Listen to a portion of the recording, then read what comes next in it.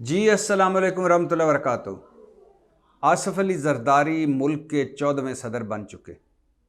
जैसा कि मैंने पहले भी कहा है कि जब इस मुल्क में, इस बनाना रिपब्लिक पाकिस्तान में आसिफ अली जरदारी सदर बन गया, शहबाज शरीफ वज़ीर आज़म बन गया, मरीम नवाज़ वज़ीर आला बन गई, नवाज़ शरीफ की सारी सज़ाएँ ताहियात नाअहली ख़त्म हो गई, इसहाक डार दूसरी मर्तबा वज़ीर बनने की तैयारियों में हैं, हुसैन नवाज़ और हसन नवाज़ वापस आ रहे हैं, सलमान शहबाज वापस आ चुके हैं। आसिफ अली जरदारी एंड कंपनी मज़े में है, नवाज़ शरीफ एंड कंपनी मज़े में है। 2 मरतबा 2 सालों में NRO लिए जा चुके हैं और दिए जा चुके हैं, और नैब का रुख सिर्फ तहरीक इंसाफ और इमरान खान पर है, बाकियों के लिए नैब ख़त्म हो गया है। और 1100 अरब के मेगा करप्शन स्कैंडल्स ख़त्म हो चुके हैं। और जो मोस्ट डॉक्यूमेंटेड 2 केस थे, कागजात वाले, सबूतों वाले, ऐसे सबूत कि अमेरिका और बरतानिया की अदालतें होती, यूरोप के जज होते तो 35 अरब जाली अकाउंट्स मनी लॉन्ड्रिंग केस जो आसिफ अली जरदारी का है, जिसमें अयान अली और बिलावल भुट्टो की एक अकाउंट से एयर टिकटें, जहाज़ों की टिकटें बनती थीं, जिसमें सदक़े के बकरे जो बिलावल के लिए थे वो भी जाली अकाउंट्स के पैसों से थे। और दूसरा 16 अरब का TT scandal money laundering Shehbaz Sharif का। ये 2 ऐसे सबूतों भरे केस थे कि अमेरिका बरतानिया की अदालतें हों, यूरोप के जज हों, या यूरोप की अदालतें हों, अमेरिका बरतानिया के जज होते, तो ये दोनों घर हमेशा के लिए जेलों में होते, फारिग हो चुके होते। लेकिन जब इन केसों समेत, सबूतों वाले केसों समेत 1100 अरब के मेगा करप्शन स्कैंडल फारिग हो गए, तो अब मुल्क की 116 जेलें भी खोल दें, गरीबों और छोटे चोरों, डाकुओं, मुलजमों, मुजरमों को भी छोड़ दें। इन बेचारों का क्या कसूर है? इनके पीछे जमात नहीं है, कोई गुलाम नहीं है, डील ढील ये नहीं कर सकते, पैसा नहीं है, इनके पीछे माफियाज नहीं है, इनके पीछे ये असम्बली में इनके चंद लोग नहीं हैं, इन मीडिया ये ख़रीद नहीं सकते, ये हर ओहदा ख़रीद नहीं सकते, हर महकमे में अपने लोग नहीं बिठा सकते, ये जमहूरियत के नाम पे ड्रामे नहीं कर सकते, ये जमहूरियत के नाम पे फ्रॉड नहीं कर सकते, ये जमहूरियत के नाम पे अपनी ज़ात को फ़ायदा नहीं पहुंचा सकते। यही इनका कसूर है। इनको भी छोड़ दें। जब हमने सबको ही छोड़ दिया है तो इनको भी छोड़ दें। ये पहले भी कहा है, और पहले ये भी कहा है कि नवाज शरीफ साहब की किस्मत देखिए, नसीब देखिए, रिस्क फ्री वापसी, गारंटियों भरी वापसी, लंदन में सब कुछ तय करके वापस 4थी मरतबा वज़ीर आज़म बनने के लिए तशरीफ़ लाए, और आगे हालात ऐसे कर दिए इमरान खान और तहरीक इंसाफ ने कि वोट देना पड़ा, इलेक्शन में वोट देना पड़ा ओन चौधरी को, वजारत उज़्मा का वोट देना पड़ा शहबाज शरीफ को, सदारत का वोट देना पड़ा आसिफ अली जरदारी को। आप आए, मीनार पाकिस्तान पे तकरीर की, कबूतर उड़ाया, फारग। खैर, ये पहले कह चुका हूँ, फिर इसलिए दोहराया है कि शायद 116 जेलें जो मुल्क की हैं वो खुल जाएं। बस कर दें, अब उनको भी माफ़ करें, कहें कि आज के बाद जब बड़ों की सारी हमने सब कुछ माफ़ कर दिया और बल्कि ओहदे दे दिए, बल्कि मुल्क उनके हवाले फिर से कर दिए, तो आपको भी माफ़ी। तो खैर, आसिफ अली जरदारी 14वें सदर बन चुके हैं। अब एक तरह से है तो बड़ी अच्छा कम्बिनेशन, मफामती गुरु शहबाज शरीफ वज़ीर आज़म, मफामती गुरु आसिफ अली जरदारी सदर।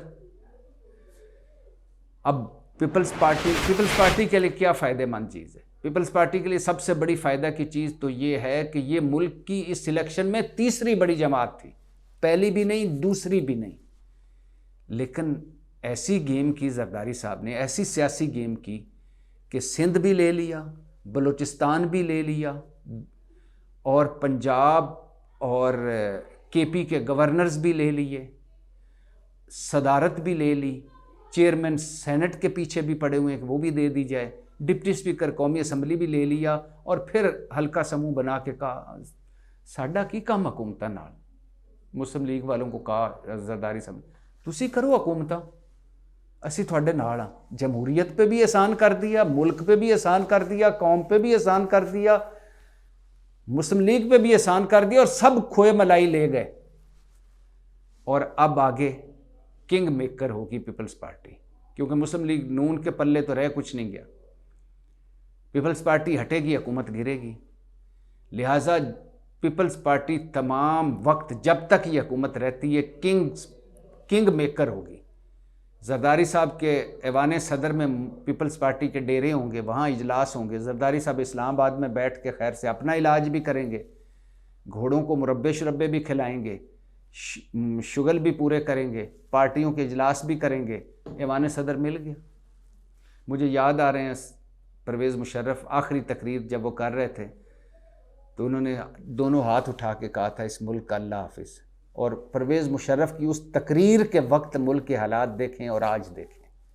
डॉलर 60 रुपए का था, स्टील मिल प्रॉफिट में थी, रेलवे थोड़ा खसारा था, बाहर हमारी थोड़ी सी इज्जत थी, मुल्क के अंदर बेहतर थे, सरमायाकारी थी।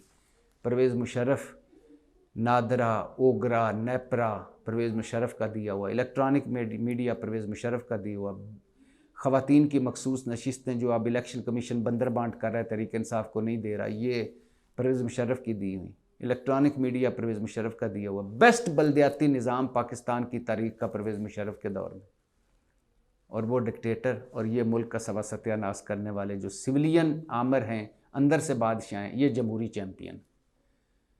तो आसिफ अली जरदारी अब बैठा करेंगे ऐवान सदर, मुस्लिम लीग नून के हाथ मरोड़ा करेंगे। कोई बड़ा फ़ैसला, मुश्किल फ़ैसला मुस्लिम लीग नून इनके बगैर, पीपल्स पार्टी के बगैर नहीं ले सकेगी। बैसाखियों वाली हुकूमत होगी, कमज़ोर हुकूमत होगी, इसमें कोई शक नहीं कि जो हम सुन रहे हैं। और ऐसे ही है कि फ़ौज ने ही सब कुछ करना है, इन शहबाज शरीफ या इनसे तो कुछ नहीं होना। ये तो आगे सामने एक फेस होंगे, पीछे से बाहर के मुल्कों से सरमायाकारी फ़ौज ने लानी है, मुल्कों से तल्लुकात अच्छे फ़ौज ने बनाने हैं, इन ताजरों को, बिजनेसमैनों को फ़ौज ने डील करना है, अंदरूनी हालात फ़ौज ने डील करने हैं, बैरूनी हालात फ़ौज ने डील करनी है, सरहदों पे फ़ौज ने लड़ना है। इन्होंने क्या करना है, बयानात, लंबी लंबी ज़माने, लंबे लंबे बयानात बढ़कें। कोई किसी ने इनकी हेल्प नहीं करनी। 16 महीने PDM 1 जो हुकूमत भुगती है। जब ये आए थे, शहबाज शरीफ वज़ीर-ए-आज़म बन रहे थे, तो इनके जो लाइक माइंडेड साफ़ी थे वो कहते थे कि बस हुण वेखना, सऊदी अरब ने खुद शेख मोहम्मद बिन सलमान ने जहाज़ भर के रियालों का और दिरमों का ले आना है और कहना है कि लो शहबाज शरीफ साहब सलामी कबूल करो। और उधर से यूरोप, अमेरिका, बरतानिया, तुर्की, चीन सब ने आके डॉलर ढेर कर देने। देखना कितने इनके ताल्लुकात हैं नवाज शरीफ साहब के गैर मुल्कियों के साथ। एक टका ना किसी ने दिया। 16 महीने की बदतरीन हुकूमत भुगता कर रिकॉर्ड महंगाई, रिकॉर्ड बेरोज़गारी और रिकॉर्ड गुर्बत। अब PDM 2 है। पहली तो ये दुआ है कि PDM 1 ना हो। दूसरी ये दुआ है कि ये जो नफ़रत है और ये तकसीम है और जो सियासी बहरान है, ये हल हो पाए, क्योंकि इसके हल किए बगैर जो हमारा असल इम्तिहान है ना, वो मुआशी बहरान है, वो हल नहीं हो पाएगा। अब होगा ये कि जरदारी साहब ऐवान सदर में होंगे, सारा कुछ फेस करना पड़ेगा शहबाज शरीफ को। शहबाज स्पीड, शहबाज गवर्नर, शहबाज शरीफ का ये आखिरी मौका है उसके लिए। अगर इसमें नाकाम हो गया शहबाज शरीफ तो फारग। मरीम नवाज़ अगर पंजाब मैनेज ना कर सकी तो फारग। मरीम नवाज़ अब तक जो कुछ कर रही हैं वो TV मैनेजमेंट है, डिजिटल मीडिया मैनेजमेंट है, सोशल मीडिया मैनेजमेंट है। शायद उनको लगा है कि दूसरा इमरान खान बनना है तो सोशल मीडिया, टिकटॉक्स, ट्वीट्स। मैं हैरान होता हूँ कि वो अचानक किसी घर पहुँचती हैं, घर के दरवाजे पे होती हैं, इजाज़त है, और वो अंदर चली जाती हैं। अचानक ये छापा होता है, लेकिन उस अचानक छापे को कवर करने वाली टीम पहले ही उस घर में मौजूद होती। हैरान हो जाता हूँ मैं कि बेवकूफ़ समझा हुआ है इस कौम को। भाई अचानक छापा मारा है तो वो तो अगले दिन हमें पता चलना चाहिए, अखबार में खबर कि मरीम नवाज़ ने 4 छापे मारे, 4 घरों में गई। छापे दूसरा लफ्ज़ है कि 4 घरों में गई खैर सगाली के लिए, पूछने के लिए किसी थाने में छापा मारा, किसी घर में गई मिलने के लिए।